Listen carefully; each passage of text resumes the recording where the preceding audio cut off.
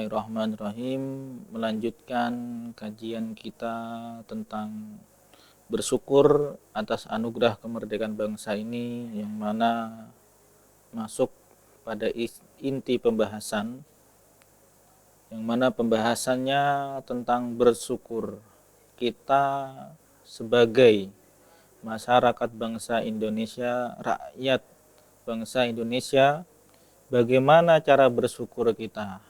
Dalam segmen yang pertama sudah dijelaskan tentang kiat-kiat dalam bersyukur menghadiri atau menghadapi kemerdekaan bangsa Indonesia, yang mana telah kita sebutkan tadi, seperti mengadakan maulid, mengirim arwah, mengirim al-fatihah, yasin, tahlil kepada para leluhur yang telah memerdekakan bangsa ini, yang ikut berjuang dalam kemerdekaan bangsa ini.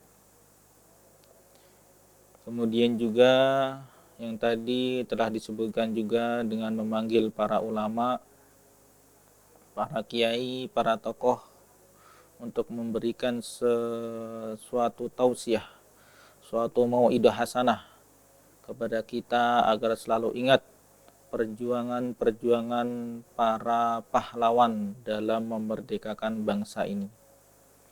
Yang mana pada kali ini bersyukur dalam kacamata syariat disebutkan dalam kitab Fawaidul Mukhtarah karangan Al-Habib Ali Abdul Habib Hasan bin Ahmad Baharun. Beliau menulis tentang syukur, cara bersyukur. Tertulis yakunu syukru bil qalbi wal lisani wal arkan. Cara bersyukur itu ada kalanya dengan menggunakan hati, yang kedua dengan menggunakan lisan, dan yang ketiga dengan menggunakan anggota badan. Bagaimana caranya?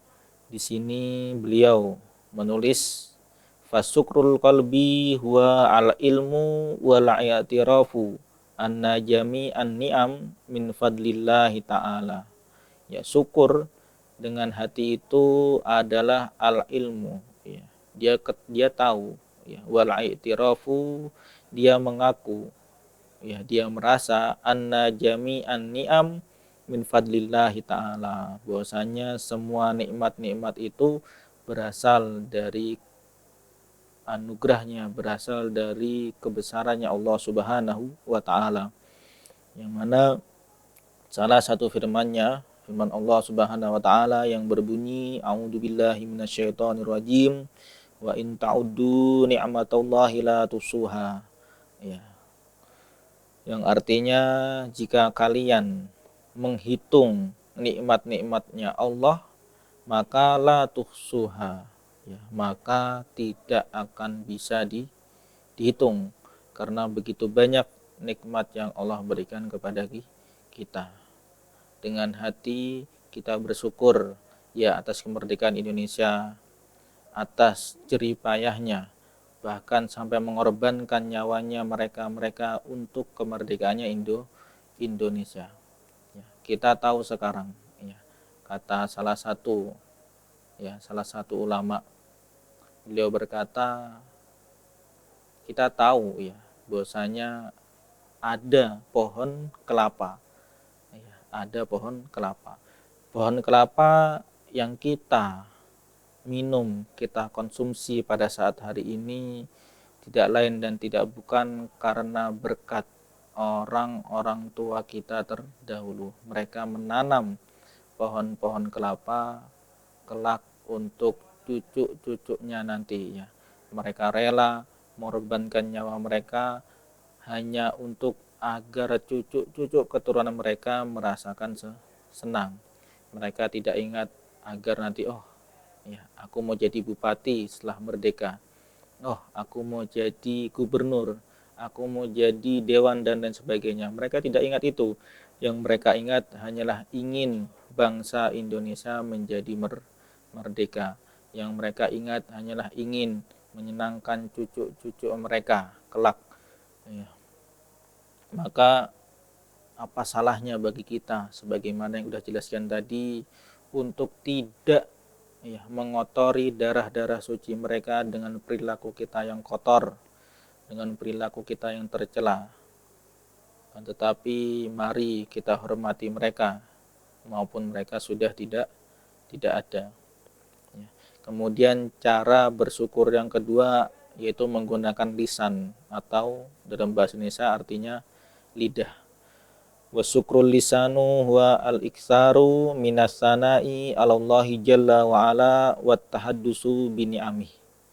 Ya, syukur menggunakan lidah itu adalah caranya dengan memperbanyak memuji Allah.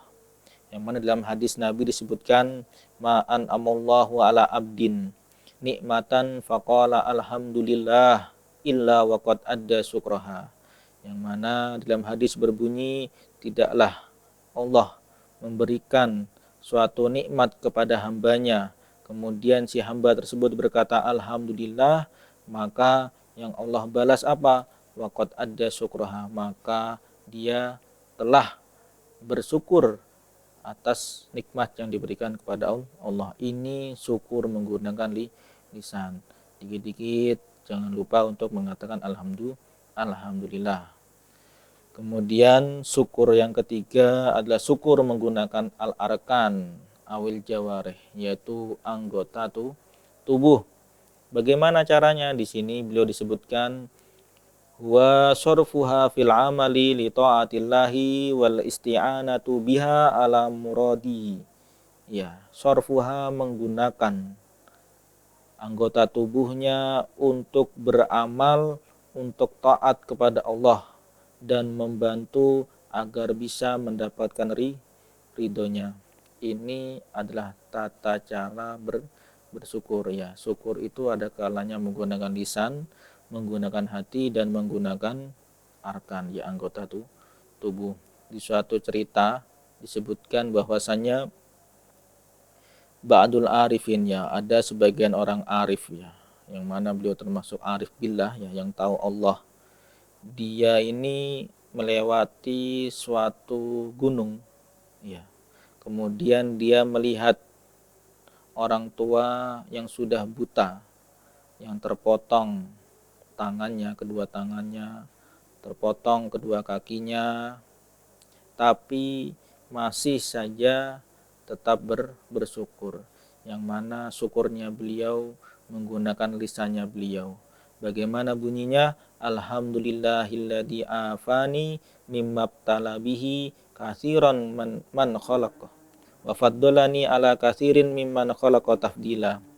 Dari sini si Ba'dul Arifin ini ya, orang yang arif ini bingung.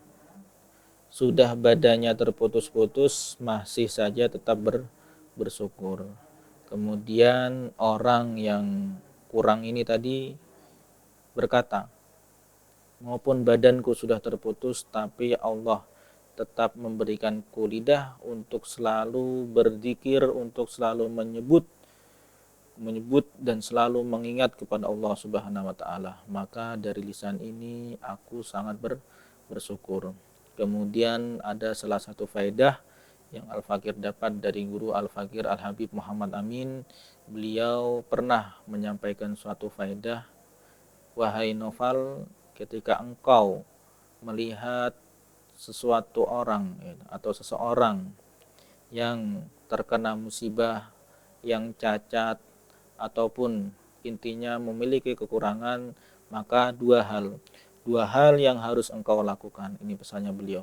Yang pertama, dengan membaca doa Allahumma ya, alhamdulillah ya, dimulai dengan alhamdulillahilladzi afani mimma batalaka bihi wa faddalani ala katsirin mimman khalaqa tafdila ya.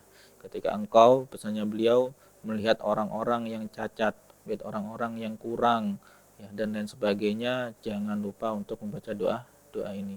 Sedangkan pesan yang kedua, beliau berpesan, jika engkau setelah membaca doa tadi, jangan lupa untuk melakukan sujud syukur. Agar apa? Kata beliau, saya ya Al-Fakir dapat dari Habib Zain, ya Habib Muhammad ini dapat dari Habib Zain. Habib Zain bilang agar kita semoga aja tidak tertimpa seperti dia, ya. Dua hal ini yang perlu kita ketahui agar kita bisa tambah bersyukur.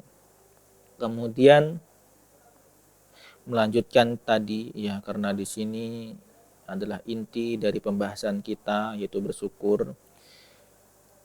Jangan lupa untuk selalu ya mengirim Fatihah tiap malam Jumat kepada para pahlawan yang telah berjuang untuk kemerdekaan bangsa Indonesia. Ya, yang mana ada salah satu faedah diambil bahwasanya tujuan atau janji dari kemerdekaan itu apa? Janji dari kemerdekaan itu adalah sebuah jembatan emas, ya. Sebuah jembatan emas untuk mengantarkan rakyat Indonesia menuju rakyat yang sejahtera. Ya, ini adalah janji dari kemerdekaan. Sekarang yang menjadikan permasalahan, kenapa kok rakyat-rakyat tetap aja miskin? Kenapa kok rakyat Indonesia sudah merdeka tapi tetap aja susah? Ya, maka kita kembalikan pada diri kita sendiri, jangan sering menyalahkan orang, ya. Kita ngaca, kita berkaca dengan diri kita sendiri, dengan hati kita, mungkin saja hubungan kita sama Allah masih kurang. Ketika hubungan kita sama Allah masih kurang, maka jangan salah, ya. Jangan salahkan orang kalau rezeki kita seret, ya. Karena para tokoh-tokoh terdahulu sudah memberitahukan bahwasanya Islam mengajari kita untuk menguatkan iman, ya. Ketika iman kuat, maka insya Allah semuanya lancar. Makanya orang-orang terdahulu tidak heran, ya, kenapa mereka bisa, ya, dengan bambu runcing bisa mengalahkan tank-tank yang besar, tank-tank yang kuat, ya. Kalau secara akal dengan menggunakan bambu runcing itu mereka nggak bisa, ya, seharusnya nggak bisa kalah kalau dengan akal. Akan tetapi karena kuatnya iman mereka, kuatnya hubungan mereka kepada Allah, akhirnya Allah ikut membantu karena berkat dari keyakinan mereka, karena berkat hubungan mereka sama Allah yang baik. Nah, dari kejadian atau sejarah yang dahulu seharusnya kita sudah tahu bahwasanya sebab dari suksesnya mereka adalah karena dekatnya, ya, semangatnya mereka untuk mendekatkan diri kepada Allah dan karena perjuangan mereka. Dari sini kita ambil kesimpulan bahwasanya perbaikilah hubungan kita dengan Allah, maka rezeki kita akan lancar, ya. Baru di sini ada hasil dari janji kemerdekaan. Kemudian dikatakan juga dalam hadis gharib yang mana bunyinya subbanunal yaum rijalunal ghad, ya. Salah satu hadis gharib yang berbunyi subbanunal yaum rijalunal ghad, yang artinya pemuda sekarang ialah pemuda yang bisa mengantarkan kepada kesejahteraan, ya, kepada kemakmuran. Itu tujuan seharusnya dari para pemuda. Ini adalah sebuah faedah, ya, yang Al-Fakir dapat dari Kiai Maimun Zubair. Kemudian pesan Al-Fakir sendiri kepada antum-antum, kepada pemirsa Dalwa TV yang dirahmati Allah, dengan kemerdekaan yang ke-77 tahun, kita harapkan kita bisa mendapatkan berkahnya para pahlawan. Kita bisa mengirim Al-Fatihah kepada mereka setiap malam Jumat. Kita adakan maulid, ya. Kita kirim sedekah-sedekah kepada fuqara masakin dan menghadiahkan pahalanya kepada mereka para pahlawan, dengan tujuan semoga bisa mendapatkan barokah mereka dan bisa dapat semangat mereka juga. Ya. Dan dengan yang sedikit itu, semoga Allah turunkan barokah kepada kita. Kata-kata barokah di sini adalah sebuah yanmu wa yastamir, ya. Ketika sesuatu yang barokah itu, maka dia akan selalu berkembang dan akan terus menerus. Ini maksud dari barokah. Maka dalam segmen kali ini Al-Fakir memohon maaf yang sebesar-besarnya jika terdapat kesalahan ataupun salah kata-kata. Wabillahi taufiq wal hidayah wa ridha wal inayah. Assalamualaikum warahmatullahi wabarakatuh.